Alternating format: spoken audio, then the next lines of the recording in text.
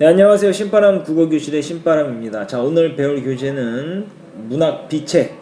자, 상고시대 마지막 시간인데요. 9번째 소단원 화왕에 대해서 배우는 시간을 갖도록 하겠습니다. 여기 화왕이라고 나오는데 화왕은 꽃을 말하는 거고요. 꽃이 왕입니다. 꽃의 왕에 대한 경계다라는 거죠. 화왕. 화왕은 꽃의 왕인데요. 꽃 중에 왕은 모란을 상징하는 건데요. 화왕에 대한 경계를 이야기하고 있는 것입니다. 화왕이라는 게 꽃의 왕입니다. 꽃의 왕. 자, 화왕께서 처음 이 세상에 나왔을 때 꽃의 왕 아까 모란이라고 이야기했죠.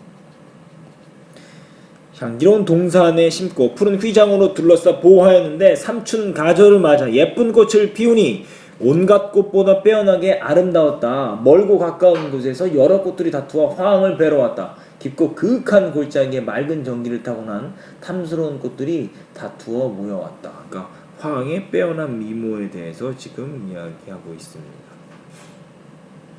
그랬더니요, 문득한 가인이 앞으로 나왔다. 붉은 얼굴에 옷 같은 이와 신선하고 탐스러운 감색 나들이 옷을 입고 아장거리는 무희처럼 얌전하게 화왕에게 아뢰었다. 아주 뭐래요? 붉은 얼굴에 옷 같은 이라 그랬죠? 그럼 뭐래요? 단순호치라고 합니다. 붉을 단자. 한자성을 이렇게 바꿀 수 있어요. 결국 어때요? 굉장히 아름답다라는 거죠. 가인이라 그랬죠. 가인. 굉장히 아름다운 사람이라는 건데요. 장미를 뜻합니다. 장미를 뜻하는데요. 간신을 의미하는 거예요. 자, 붉은 얼굴이라고 이야기하고 화왕에게 아뢰었다라고 하면서 장미의 아름다운 모습을 지금 묘사하고 있어요. 장미의 아름다운 모습을 묘사하고 있습니다. 자, 계속 가볼게요. 이 몸은 백설의 모래사장을 밟고 거울같이 맑은 바다를 보며 자라났습니다. 봄비가 내릴 때는 목욕하여 몸의 먼지를 씻었고 상쾌하고 맑은 바람 속에 유유자적하며 지냈습니다. 이름은 장미랍니다. 임금님의 높으신 덕을 듣고 꽃다운 침소에 그윽한 향기를 더하여 모시고자 찾아왔습니다. 라고 말하는 거죠. 자, 이 몸은 이렇게 이야기하면서 찾아왔다라고 하면서 아주 어때요? 아주 달콤한 말로 꼬이고 있죠? 아주 알랑거리는 태도. 이걸 보고 교원영색이라고 하죠. 달콤한 말과 알랑거리는 태도, 교원영색. 임금께서는 이 몸을 받아주실는지요? 그러니까 이때 베옷을 입고 허리에는 가죽띠를 두르고 손에는 지팡이, 머리는 흰 백발한 장부 하나가 둔중한 걸음으로 나와 공손히 허리를 굽히며 말했다. 백두홍의 모습인데 베옷을 입고 있다 그랬죠? 아까 장미는 아주 탐스러운 감색 나들이 옷을 입고 있다 그랬죠? 그러니까 아까 장미와는 상반된 모습이죠. 백두홍인데요. 이거 백두홍. 아이고.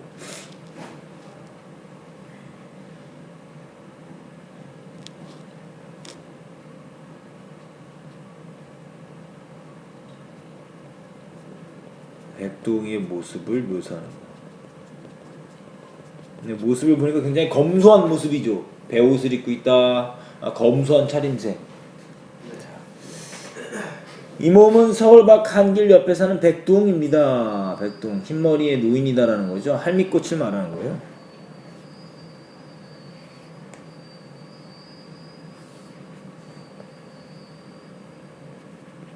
할미꽃을 말하는데요. 백두홍은 충신을 상징하고 있습니다.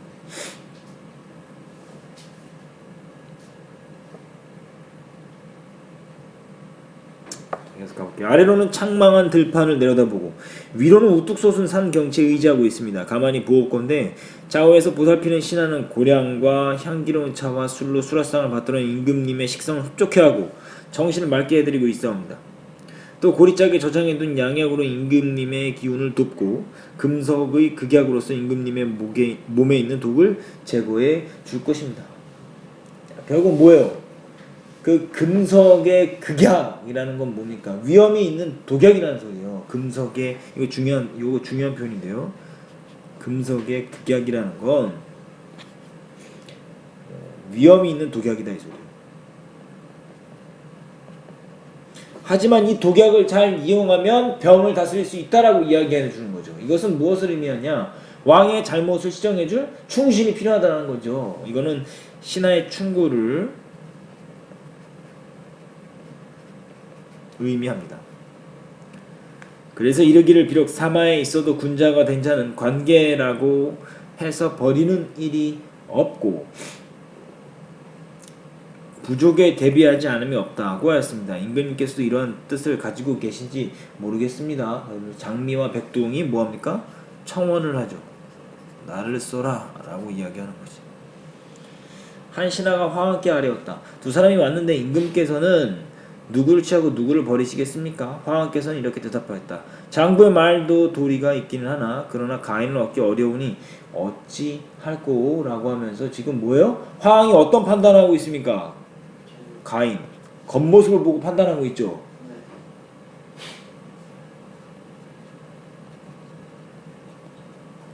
외양으로 판단하는 화왕의 모습입니다. 그러니까 결국 이것은 뭐하는 거예요? 비판의 대상이 되는 거예요. 겉만 보고 사람을 판단하지 말라. 지금 이 이야기를 하는 거예요. 그러나 장부가 앞으로 나와 말했다. 제가 온 것은 임금님의 총명이 모든 사리를 잘 판단한다고 들었기 때문입니다. 라고 하면서 지금 여기 소주제 정리 안 했네요. 화왕의 갈등이죠. 자, 그러나 지금 배운이 그렇지 않으십니다. 좋다라고 이야기했는데 그렇지 않다라고 이야기하는 거죠. 무릇 임금된 자로서 간사하고 아첨하는 자를 가까이 하지 않고 정직한 자를 멀리하지 않는 이는 누굽니다. 그래서 맹자는 불황 가운데 일생을 마쳤고 풍당은 난관으로 파묻혀 머리가 백발이 되었습니다. 라고 이야기하는 것이. 왜요? 맹자같이 뛰어난 사람. 그리고 풍당과 난관, 풍당이라는 사람이 난관 그 하급 관리로서 평생을 지냈다라는 건 결국 왕이 본질을 제대로 보지 못했기 때문에 뛰어난 인재를 등용하지 못했다라는 거죠. 결국 이 말은 인재 등용의 불합리성을 비판하는 거예요.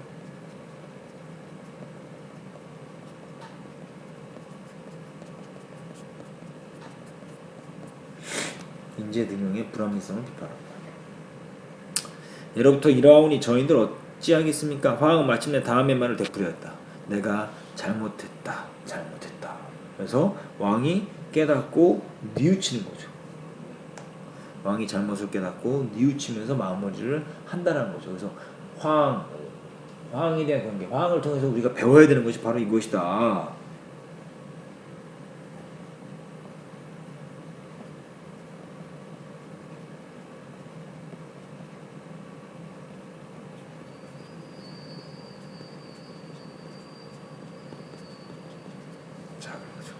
자, 백동의 충관을 듣고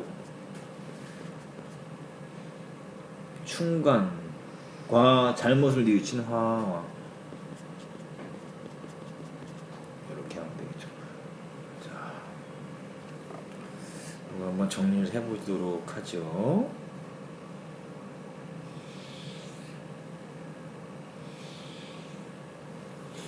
자, 이제 작품 개관 한번 보도록 할까요? 창작설화라는 거죠. 자, 창작설화하고 우화라는 거죠. 동식물의 빗대서 표현하는 거죠. 성격은 교훈적이고 풍자적이며 우의적이다. 돌려 말하고 있는 거죠. 군주의 마음가짐에 대한 경계가 바로 주제이고 특징 우리나라 최초의 창작설화이고 의인체설화의 효시며 고려시대 가전체 문학의 원류다. 꽃을 의인화해서 군주의 마음가짐에 대한 교훈을 제시하고 있다는 거죠. 자, 작품의 교훈성, 화왕의 갈등 과정을 통해서 군주가 지녀야 할 마음가짐을 뭐하고 있다? 제시하고 있다라는 거죠. 본질을 보지 못하고 외양에 의지하여 인재를 알아보지 못하는 군주의 잘못을 비판하고 있다라는 거죠. 교원 영색으로 일관하는 신하보다는 충원으로 임금의 잘못을 바로잡는 신화가 필요함을 역설적으로 말하고 있다는 거죠. 문학사적 의 사물을 의인화하여 인간 세계를 빗대어 놓은 의인체 문학의 효시다라는 거. 이거 중요하죠. 고려시대에 지어진 가전체 문학에 영향을 미치고 최초의 창작설화다라는 것 기억해 두시면 좋겠습니다. 인물의 대비 장미는 아름답고 화려한 외양을 갖고 있지만 결국 간신을 상징한다는 거죠. 백동은 소박하고 검소한 옷차림으로 왕에게 깨우침을 주는 인물이다. 충신이다라는 거 기억해 두시면 좋겠습니다. 이거까지 해서 오마이노트로 정리하시고요. 관련 문제 풀어보시는 것이 숙제입니다. 자, 오늘도 열심히 공부해 주셔서 감사합니다. 그럼 다음 시간에 다시 만나요. 소년이여 야망을 가져라.